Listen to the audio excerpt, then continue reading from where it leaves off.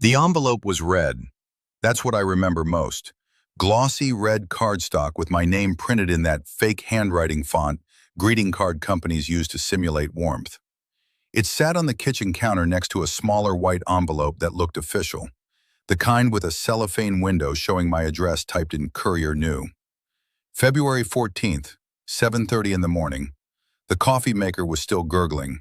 I could smell the vanilla creamer I'd put out for Sarah, the expensive kind she liked from that organic market on Fifth Street. I opened the red one first. Inside was a Valentine's card with embossed roses. Sarah had signed it at the bottom, her signature tight and efficient, the way she signed checks. Above it, in printed text, "Robert, I think it's time we both admitted this isn't working. My attorney will be in touch. I've already filed. Happy Valentine's Day." Clipped to the card were divorce papers, already notarized, dated 3 days prior. I set it down, picked up the white envelope. Eviction notice. 30 days to vacate the property at 428 Maple Ridge Drive. The house I'd been paying the mortgage on for 11 years. Signed by S. Hartman, property manager. My wife's maiden name. I didn't shout. I didn't crumble. My hands didn't even shake. I just stood there with the coffee maker hissing behind me, holding 2 pieces of paper that had been engineered to arrive on the same morning, at the same moment, for maximum impact. Sarah had underestimated one thing. She thought I'd break. She had no idea what she'd set in motion. My name is Robert Chen. I was 52 years old that morning, and I'd been married to Sarah Hartman for 14 years. I worked in municipal compliance, the kind of job nobody asks about at parties because it sounds boring until your permits get rejected or your construction project gets shut down. I reviewed zoning applications, checked environmental impact statements, made sure developers followed the rules everyone agreed to follow until it became inconvenient. The work taught me something useful. Systems have mechanisms. If you understand the mechanisms, you understand the outcome. Our marriage had been stable on the surface. Sarah worked in real estate development, made twice what I did, drove a white Lexus that was always spotless. We had date nights on Thursdays, visited her parents on Sundays, took one vacation a year to places she chose from travel blogs. To anyone watching from outside, we look fine, functional, adult. But I'd started noticing the small erasures about 2 years in. I'd suggest a restaurant. She'd override it without acknowledging I'd spoken, just pull up her phone and make a reservation somewhere else. I'd mention needing to replace the water heater. 3 weeks later, her father would show up with a contractor he'd hired. I'd ask about her day. She'd give me a 2-word answer, then talk for 20 minutes about a colleague's divorce or a client's kitchen renovation. My money went into our joint account every month. Hers went into an account I'd never seen a statement for. I let it go. I let a lot go. The morning of February 14th, I let something else go. The illusion that silence meant acceptance. Sarah came downstairs at 8:15, already dressed in her charcoal suit, the one she wore for closings. She poured herself coffee, added the vanilla creamer without looking at me, and checked her phone. "You got my card," she said. Not a question. I did. Good. I wanted to do this cleanly. No drama. My attorney says if you cooperate, we can have everything settled in 90 days. I watched her stir her coffee. 3 rotations clockwise, precise, the spoon never touching the rim. "The eviction notice," I said. "That's your name on the property management company. I set up the LLC last year. The house is in my name, Robert. Technically, you've been a tenant since we refinanced in 2019. I'm just making it official." She said it the way you'd explain a zoning variance to someone who didn't understand municipal code. Patient, slightly condescending. "You refinanced without telling me. You signed the paperwork. You just didn't read it." She set her cup down, picked up her keys. "I'll be at my mother's for a few days. Please don't make this harder than it needs to be." I didn't argue. I didn't ask why or beg her to reconsider or point out that Valentine's Day was a calculated cruelty. I just nodded. "Okay," I said. She paused. I think she'd been prepared for yelling, maybe tears. My compliance seemed to confuse her for half a second. Then she adjusted the strap of her purse and walked out. The door clicked shut. That was the moment something inside me went quiet. I spent the rest of that day in the house, moving through rooms that suddenly felt like evidence. I didn't pack, I didn't call anyone. I made a pot of tea, sat down at the kitchen table with my laptop, and started opening files. Bank statements first. I logged into our joint account, the one my paychecks funded, and scrolled back 2 years. Regular transfers out, 500 here, 1,200 there, always to an account ending in 7743. I didn't recognize the number. I checked the property records for 428 Maple Ridge Drive. The refinance Sarah mentioned had happened on March 7, 2019. My signature was on the documents. I remembered signing them. What I didn't remember was the clause on page 11 that reclassified me from co-owner to tenant with a month-to-month lease. I opened my email, searched for Sarah and attorney, found a thread from 6 months ago.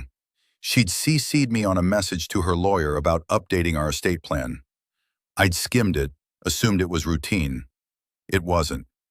The attachment outlined a legal strategy for dissolving community property, protecting premarital assets, and establishing tenant status in jointly purchased real estate. I'd been copied on my own dismantling. I didn't feel angry. I felt focused. I called my college roommate, Derek, who practiced family law in the next county. I need a referral, I said, someone who handles complex asset division. You okay? I will be. He gave me a name. I made the appointment for the following morning. Then I went upstairs, opened the closet in the guest room where we kept old files, and pulled out every piece of paper with Sarah's signature on it. Mortgage documents, tax returns, insurance policies, credit card agreements. I organized them chronologically in a banker's box. Every document, every signature, every date. Silence wasn't surrender, it was strategy. The attorney's name was Monica Ruiz. Her office was in a converted Victorian on Laurel Street, second floor, with tall windows that let in cold February light. She listened to my explanation without interrupting, took notes in a leather portfolio, and asked me 3 questions. Do you have proof of your mortgage payments? Bank statements going back 11 years. Did you ever receive formal notice that your ownership status had changed? No, just the refinance documents I signed without reading carefully. And the eviction notice, is it legally filed or just a letter? Just a letter. It references an LLC I've never heard of until yesterday. She set down her pen, looked at me directly. Mr. Chen, your wife is either very smart or very poorly advised. I'm guessing the former. But she made one significant miscalculation. What's that? She assumed you wouldn't fight. Over the next 3 weeks, I didn't speak to Sarah once. She texted 4 times asking about logistics, who would take the furniture, whether I'd found a place to move. I screenshotted every message and forwarded them to Monica. I didn't reply. Sarah called on a Tuesday night. I let it go to voicemail. She left a message that started calm and ended frustrated. Robert, I don't understand why you're being so difficult. This doesn't have to be adversarial. Just sign the settlement agreement and we can both move on. I saved the voicemail, sent it to Monica. On March 2nd, Sarah's mother called from a number I didn't recognize. I answered. Robert, this is Linda. I think you need to understand what you're putting Sarah through. Hello, Linda. She's been very generous in her offer. You're acting like a child. I haven't responded to any offer. Exactly. That's the problem. She's trying to be fair and you're... I hung up, blocked the number. That same week, I received a letter from Sarah's attorney outlining a settlement proposal. I would receive $22,000 for my share of the home equity, approximately 1/8 what I'd contributed, and waive all claims to spousal support or division of her retirement accounts. In exchange, she would not pursue reimbursement for household expenses she claimed to have covered disproportionately during the marriage. Monica read it and laughed. Not a polite laugh, a genuine, sharp bark of disbelief. She wants you to pay her for the privilege of being divorced. Can she do that? She can propose it, doesn't mean a judge will accept it. I asked Monica what we were proposing. Nothing yet, she said. We're still gathering. I went back to the house one afternoon while Sarah was at work. Let myself in with the key I still had. Went to her home office, the room she always kept locked when I was around. The door wasn't locked now. Inside I found file folders labeled by year. Tax documents, investment statements, LLC formation papers. The company she'd used to evict me had been established in March 2019, the same month as the refinance. I photographed everything. 37 pages. In the bottom drawer, underneath a stack of client folders, I found a printed email exchange between Sarah and a colleague named Marcus. The subject line was, "Exit Plan." The emails were dated 18 months prior. Marcus had written, "You'll need to establish tenant status before you file. Otherwise, he can claim half the appreciation." Sarah had replied, "Already in progress. He doesn't read anything I put in front of him." I took a picture of that too. On March 9th, I received a bank alert on my phone. Someone had attempted to withdraw $8,000 from our joint account. The transaction had been blocked due to insufficient funds. Sarah had been moving money out steadily for weeks. I'd moved mine out first. She called me 4 times that afternoon. I didn't answer. At 6:47 p.m. she texted, "We need to talk, now." I checked the time, let 10 minutes pass, then replied, "I'll be available through my attorney." The preliminary hearing was scheduled for March 23rd in Department 12 of the Superior Court. Sarah arrived with her attorney, a man in his 60s with a silver briefcase and cufflinks that caught the fluorescent light. She wore navy blue, pearl earrings, hair pulled back in a way that made her look simultaneously competent and wounded. Monica and I sat across the table. She'd brought 2 folders, one thin, one thick. The judge asked if there was any possibility of settlement. Sarah's attorney spoke first. "Your Honor, my client has made a generous offer that Mr. Chen has refused to even acknowledge. We're asking the court to—" Monica opened the thick folder. "Your Honor, we'd like to submit evidence that Mrs. Chen engaged in financial misconduct, fraudulent transfer of marital assets, and deliberate misrepresentation regarding property ownership." She slid a stack of documents across the table. Bank statements, email printouts, photos of the LLC filing, the refinance documents with the tenant clause highlighted. Sarah's attorney picked up the top page. His expression didn't change, but his jaw tightened. The judge looked at Sarah. "Mrs. Chen, did you establish a limited liability company for the purpose of converting your husband into a tenant in his own home?" "It was a financial planning strategy, Your Honor. Perfectly legal." "Did you inform your husband of this strategy?" Silence. "Mrs. Chen?" "I didn't think it was necessary. He signed the documents." Monica leaned forward slightly.